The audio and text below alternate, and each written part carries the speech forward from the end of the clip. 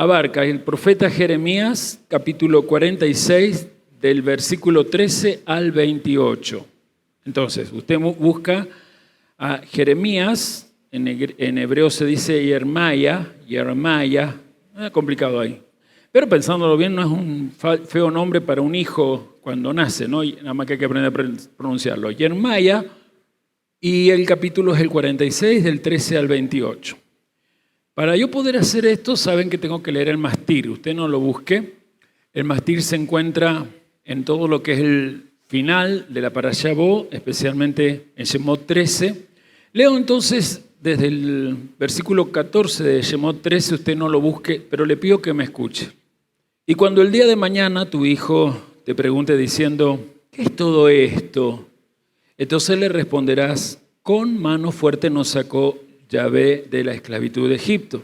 Y resulta que cuando el faraón se puso terco y no nos permitió salir, Yahvé mató a todos los primogénitos en la tierra de Egipto, desde el primogénito de los humanos hasta el primogénito de los animales.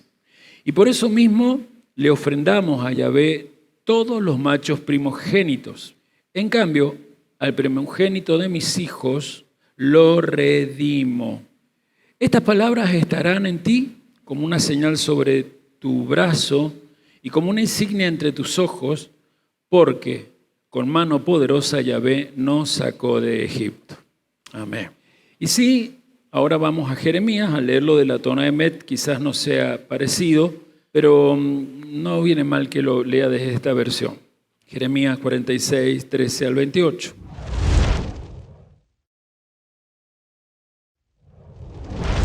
Esta es la palabra que el Eterno le dijo al profeta Yermayo, cuando Nebuchadnezzar, o Nabucodonosor, rey de Babilonia, estaba yendo a atacar a Egipto. Declara esto en Egipto y proclámalo en Migdol. Hazlo conocer en Nof y en Tappanhes. Di, párate firme y prepárate, pues la espada está haciendo estrago a tu alrededor. ¿Por qué fueron barridos tus valientes? Ninguno puede estar de pie, porque Yud-Het-Vah-Hei los empujó. Él provocó que muchos tropezaran. Uno caía sobre otro y decían, levántate y volvámonos a nuestro pueblo, a nuestra patria. Huyamos de la espada opresora. Allí claman los babilonios. El faraón de Egipto ha hecho ruido de guerra, pero ha dejado pasar el tiempo señalado. Así como mi existencia, dice el rey, Yud-Het-Vah-Hei, de los ejércitos su nombre, y así como el Tabor se destaca entre las montañas, y así como el Carmel se destaca del mar, juro que vendrá el enemigo. Prepárate para el exilio, tú que vives en Egipto, pues Nof, o la ciudad de Memphis será totalmente desolada y se convertirá en ruinas donde nadie vivirá. Egipto parece una hermosa novilla, pero ya viene un matarife desde el norte. Ya viene. Incluso sus mercenarios son como novillos de engorde. También ellos retroceden y huyen juntos porque llegó el día de su desastre, la hora de su castigo. Egipto huirá silbando como una serpiente, pues los babilonios vendrán con su ejército y los atacarán con hachas como leñadores. Derriben su bosque, dice el Eterno. Eran incontables, más numerosos que las langostas. La belleza de Egipto será pronto humillada y entregada en manos del pueblo del norte. Yahvé de los ejércitos, Elohim de Israel, dijo, mira, yo castigaré a Amón, de No, y también al faraón, a los que confían en él, a Egipto, a todos sus ídolos y a sus reyes. Y los entregaré en manos de los que buscan su vida, en manos de Nebuchadnezzar o Nabucodonosor, el rey de Babel o Babilonia, y en manos de sus sirvientes. Pero posteriormente Egipto será habitado nuevamente como en los viejos tiempos, dice Yud-Het-Vah-Hei. En cuanto a ti no temas, mi servidor Jacob, no tengas miedo, oh Israel. Mira, que a ti y a tus descendientes los rescataré de la lejana tierra a la que fueron desterrados. Jacob volverá a estar en paz y en armonía sin que nadie lo inquiete. No temas tú, mi servidor Jacob, dice Yahvé, pues yo estoy contigo. Destruiré a todas las naciones entre las que te he exiliado, pero a ti no te destruiré. Te castigaré como mereces, pero nunca acabaré contigo. Amén. Siempre va a ser complicado tratar de en 12, 15 y aún hasta en 20 minutos, si me diera ese permiso de hablar, explicar en una Haftará lo que necesitábamos quizás entrar en todo un contexto. La costumbre en la casa de Judá, en ciertos lineamientos, es que las Haftará no son meditadas, son estudiadas en el atardecer del Shabbat. El problema que tenemos es que en la mayoría de la gente que sigue la cultura del judaísmo actual, incluso algunos grupos muy conocidos de raíces hebreas, no creen en lo que las primeras comunidades participaban y creían que es el partimiento del pan. Ellos se han judaizado a tal punto que lo que es Havdalah, el cierre del Shabbat, no tiene este detalle de la comida comunitaria como lo más valioso del cierre. La comida comunitaria ocurre, pero como una comida sencilla que sirve para compartir. Nosotros, en cambio, tenemos esta buena fortuna que nos ha entregado el Señor al no hacernos perder el enfoque de la mesa que en Pesaj nos llevó a que podamos enfocarnos en que para Dios lo más importante siempre es un altar. Y ese altar que está relacionado con el corazón humano, y cuando hablo de corazón, ustedes ya me entienden que no me refiero al órgano cardíaco, que justamente por ser músculo cardíaco permite el bombeo de la sangre que va y viene a través de todo el cuerpo. Corazón es el símbolo de lo que al mirar el árbol de la vida le llamamos las esferas del Seir Anpin. El corazón está aquí, representado ni más ni menos en esta menorá. La menorá representa el mundo emocional del ser humano, es decir, lo que la Biblia llama el corazón. En momentos más vamos a encender la menorá, sabiendo que en el medio, lo que trae balance al corazón humano, es que esté el Espíritu del Eterno actuando. Y el Espíritu del Eterno, desde lo que la Escritura enseña, solo tiene un enfoque: dar testimonio del Mesías. El Espíritu del Eterno se conoce también como el espíritu de la profecía. En Israel, especialmente en la época que mucha gente veía las señales desde los profetas en cuanto a que el Mashiach iba a nacer en su tiempo. Un ejemplo, tenemos a Simeón o a Aná, que cuando ven en el día que se entregaba a los primogénitos, en ese primogénito de un tal Yosef y Miriam, ven que estaba cumpliéndose la promesa que por siglos se había esperado. Pues bien, en ese grupo de gente, puse dos de ejemplo de un colectivo muy grande, estaba siempre la esperanza de que el corazón de los humanos volviera al diseño original, tener al Espíritu Santo permitiendo desde su corazón el balance de la vida. ¿Y a qué se le llama el balance de la vida? A ser justos. Cuando Israel fue sacado de Egipto, la intención de Dios, que se la va a revelar 47 días después, porque recuerden que en el día 50 de la salida de Egipto, ellos recibieron en su corazón y en su mente a la Torá de fuego.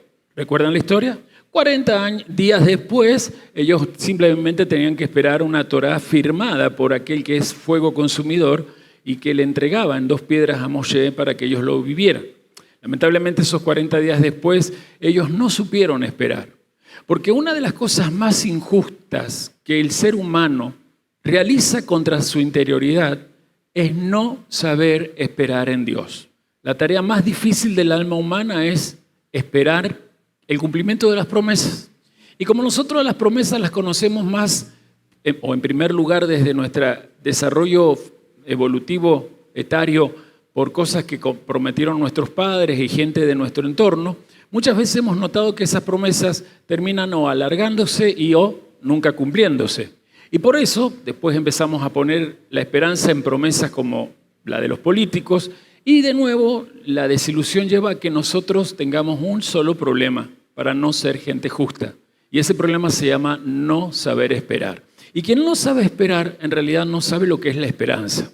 Entonces, volviendo aquí, cuando Yahvé saca de Egipto, después de esa plaga de los primogénitos a su pueblo, está haciendo nacer un pueblo. Ese pueblo se había desarrollado en los últimos 210 años en un útero horrible, 2 siglos y una década, donde ese útero llamado Misrayim le hacía sentir que la vida no es festiva, sino que la vida es un mundo de opresión, que en medio de la angustia que la vida es, siempre estamos más bien inclinados al dolor y al sufrimiento, desde donde nos podemos inclinar a caer en el caos y terminar en la fatalidad. Estoy describiendo lo que el paradigma anti-Dios del sistema mete en cualquier alma humana, porque Egipto o Misrayim representa todo el sistema que nos rodea.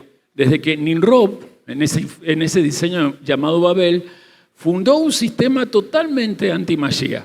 El sistema de babilónico es peor que lo que había antes del diluvio creado Caín y su descendencia, porque aquello que es chamanismo puro y que tiene que ver más bien con una alquimia chamánica, no apuntaba a apartarse de Dios ni de lo espiritual. Pero en el caso de Nimrod, cuando funda Babel, pone un diseño que, si bien en Babel o en el Sinar ese diseño se destroza por la confusión de lenguas donde todos son dispersados, hay un país que lo va a tomar, ya lo expliqué esta mañana esto, y desde allí, desde Egipto, ese diseño mental se va a seguir incorporando.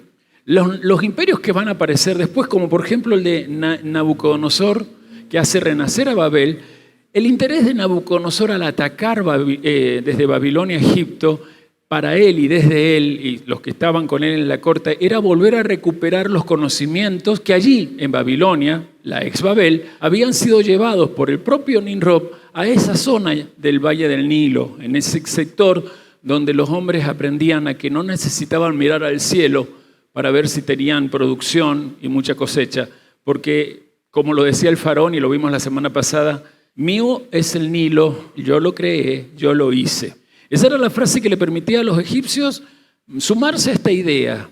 Las cosas son como nosotros decimos y dentro de lo que nosotros decimos elaboramos la forma en que queremos manejar el poder de lo divino. Eso a la larga es una forma de magia. Pero aquí aparece alguien que no manejaba la magia. Aquí aparece el profeta Jeremías, año 650, 650, 660 dicen otros, pero por allí, 650 es la fecha que al menos yo estudié. Él pertenecía a una familia, por si no lo saben, él era de una familia de Kohanim. Kohanim se traduce como sacerdotes. Vivían en Jerusalén en la parte noreste y todos los que vivían en ese sector tenían una característica. En la época de Jeremías eran familias sacerdotales que procuraban ser justos. Entonces ustedes van a ver unas letras, dos letras, o es la misma letra, pero en tres letras, por favor. Las tres pónganlas juntas. En cualquier momento ellos van a preparar las tres letras juntas, porque a la larga hoy quiero hablar de lo que Jeremías era como profeta en aquel tiempo. Cuando Jeremías está proclamando este oráculo, él lo está haciendo, este es el oráculo final de Jeremías. Después de esto no se sabe más de su vida, pero él lo está haciendo desde Egipto. En los primeros ataques de Nabucodonosor, donde a lo mejor a ustedes les es familiar que deportó en la primera fase a los más nobles, ¿se acuerdan de Daniel y sus amigos? Esa es una primera deportación. Allí seguramente estuvo el profeta Ezequiel, porque se llevó entre los nobles a gente de cierta clase de los sacerdotes. Pero este varón logra huir con un remanente a Egipto y es allí donde va a dar esta última profecía. Se supone que murió en la zona que más tarde se llamaría Elefantina, aunque algunos dicen que él logra huir de Egipto cuando viene este ataque de Nabucodonosor y según algunas tradiciones, que no tengo tiempo para explicarlas ahora, sí tengo documento para decirlo, él va a llegar incluso hasta a ocultarse en la que hoy se conoce como las Islas Británicas, el Reino Unido de nuestros tiempos. Por eso va allí a enterrar una parte de...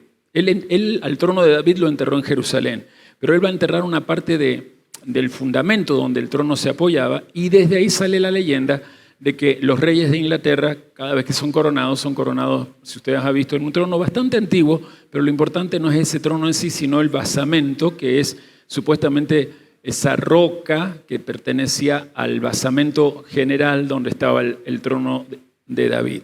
Posiblemente sí, posiblemente no, ¿quién lo sabe? Pero yo me quiero venir a esto de la profecía, porque me llevo a preguntarme varias cosas. Porque esta profecía habla de aquel entonces, 6 siglos antes de nuestra era común, pero muchas cosas no han cambiado al tiempo de hoy para los que somos del pueblo de Israel. O sea, la lucha de la cultura que nos rodea nos sigue afectando para que nosotros tendamos a bajar el decibel de la esperanza y con eso debilitar la emuná. Y obvio, hermanos, cuando el decibel de la esperanza se baja y la fe o emuná, como me gusta decirlo, se debilita, la falta de ese complemento de sustancias místicas hace que se vaya lo más fuerte de nuestra esencia, que es el amor. Y no hay nada peor cuando un ser humano pierde su capacidad de amar. Porque al perder su capacidad esencial de amor, el ego lo traiciona haciéndole creer que las cosas que le gustan de su exterior, cuando las trata con afecto a esas cosas y a esa gente, es una persona amorosa. Por eso, este Am Israel, este pueblo de Israel, desde entonces siempre tiene que luchar contra lo mismo, el poder de la idolatría. La idolatría de Egipto había frenado el desarrollo espiritual de este pueblo que también está sufriendo exilio. Dios ama a Israel, siempre la va a amar. Dios ama a su pueblo. ¿Cuántos tienen conciencia de Israel? Cuando estamos en el Mesías, el sentirnos de Israel debe ser una certeza permanente. Salir justamente de los tramos o sustratos de Babilonia es renunciar a los dogmas de lo que a la doctrina de Cristo la forzaron a convertirse. Una religión llamada cristianismo que se empezó a sostener desde Roma y que en el medio de muchas luchas para no perecer la fe, se fue manifestando en distintas divisiones de doctrinas o de manera de ver. Pero en este tiempo el espíritu de la profecía, el espíritu del Mashiach, se está moviendo para que en vez de andar buscando diferentes doctrinas que han dividido al movimiento del cristianismo, busquemos la base de la doctrina de nuestra fe que mantuvo al pueblo de Dios siempre unido y que permite alejarse de la idolatría procurando tener más fuerza de santidad. Y esa base es la Torá, porque la Torá es, traducida como instrucción, la evidencia de lo que esta letra que está aquí representa. La letra Yud, primera letra del Eterno, es de donde todo fue pensado en Él. Cuando digo Él me refiero al Eterno como luz infinita y como luz infinita nada más existiendo. Por eso llamo el Eterno. Orin Sof, luz infinita, es el que es tan ilimitado y tan completo que no es posible fuera de Él que exista algo más. Por eso todo lo que fue creado no fue creado fuera de Él. Para los que vienen del cristianismo y tienen esa cosa de que está Dios y la creación, están equivocados. La luz infinita, el Eterno, dentro de Él tiene a la existencia. Y esa existencia es lo que se llama la creación en sí. 4 dimensiones o 4 mundos, Olamot es el plural de Olam, mundos, que tiene que ver con la idea de dimensiones donde la luz se va concentrando desde la infinitud que tiene en formas de vasijas que la van conteniendo y va descendiendo para concentrarse más hasta terminar en la vasija final. ¿Alguien sabe cuál es la vasija final de la luz infinita según las Sagradas Escrituras? Sí, casi. También, no un justo, los justos. Pero la vasija final, ¿qué nombre tiene? Aparece acá y le dice que nunca la va a destruir. Israel. Eso lo tiene que entender. Por eso es que recién cuando yo hablaba de Israel vi que muy pocos se identifican con ella, porque para identificarse con ella no necesitamos ir al judaísmo talmúdico que hoy sostiene a la casa de Judá, una simple porción de Israel. Nosotros necesitamos venir al espíritu de la profecía que nos va a sostener desde las promesas dadas en los oráculos proféticos. Y aquí vemos que esta Hastará nos hace esta analogía. Un rey cobarde que, como todos los reyes, se ha sentido poderoso, pero ahora quiere disparar de la batalla. Estoy hablando del faraón. Se muestra fuerte, pero sabiendo que Nabucodonosor es un astuto e inteligente rey, y ya entendiendo que por algunos oráculos dados por Ezequiel tiene el favor de Dios, aunque es un rey injusto, pero va a tener el favor de Dios para ir contra ellos, los egipcios que son más injustos, quiere escaparle a las huestes de Babilonia. Pero A causa de todo este entramado geopolítico, en el medio está la voluntad de Dios, que es buena, agradable y perfecta para su vasija final, que es Israel. ¿Y cuál es la voluntad de Dios? Que a pesar de lo que Israel vea que pasa a su alrededor, y te hablo a ti, le hablo a ustedes, no olviden su misión de convertirse en gente sadiquim. Eso es el plural de que se traduce como justos. O sea, cada uno le estoy pidiendo que se convierta en eso que está ahí. El centro de tu vida tiene que ser la certeza de que el propósito eterno de Dios, la Yud, te levantó de la caída. La letra Num, que sería, si la ven a la letra allí, la Yud es la que está como galopándolo. ¿Entienden mi explicación? No sé si me explico. Y la Nun aquí es como que se ha inclinado. La Nun en realidad está más derecha. Pero aquí está inclinada, ¿la logran ver? Y la Nun está arriba. ¿Cuál es la idea? Deja que en medio de las circunstancias difíciles que a veces tú mismo has permitido que te estén rodeando, porque aquí vamos a aclarar que muchas cosas complicadas que nos pasan es porque nosotros hemos ejercido la voluntad delante de Dios para que nos acontezcan. Nosotros hemos decidido que así sea, porque le permitimos al faraón que hay dentro de nosotros, el ego, a que quiera decidir como a él le parece bien, y por lo tanto siempre nos engañamos que es nuestra mejor forma de decidir. Pero bien, lo que está diciendo aquí, que no importa cuál es el faraón de turno en cualquiera de ustedes, siempre va a querer quitarte la dicha de ser verdaderamente libre. Este faraón cobarde le estaba quitando la dicha al Israel, o en ese momento ya no estaban las 10 tribus, las únicas 2 tribus que quedaban, la casa de Judá, de sentirse libre. ¿Se acuerdan cuando les expliqué la Haftará pasada que el rey estaba en la duda? Bueno, ¿con quién hago alianza? ¿Con los egipcios que tienen tremendo armamento o con Nabucodonosor que más que armamento tiene mucha estrategia? Y viene de Ezequiel en aquel momento y dice, no, contra Egipto no vayas, no confíes en Egipto, no vuelvas a Egipto. Y hoy, con Ezequiel en la semana que se fue, con Jeremías ahora, 2 sacerdotes, 2 gente de casa sacerdotal, en donde la conciencia, y especialmente de la casa sacerdotal donde venía Jeremías, era, si somos sacerdotes es para que nuestra santidad nos haga cada vez más sadik, o más sadiquín, más justos. No es fácil, porque las ideas que nos rodean guerrean contra nuestra verdadera libertad. Pero nosotros sí tenemos la fórmula para la justicia. Y esa fórmula es la que este oráculo habla. Esperar que Dios movilice las piezas políticas como lo está haciendo. ¿Es voluntad de Dios lo que está pasando hoy en nuestra nación? Se los aseguro.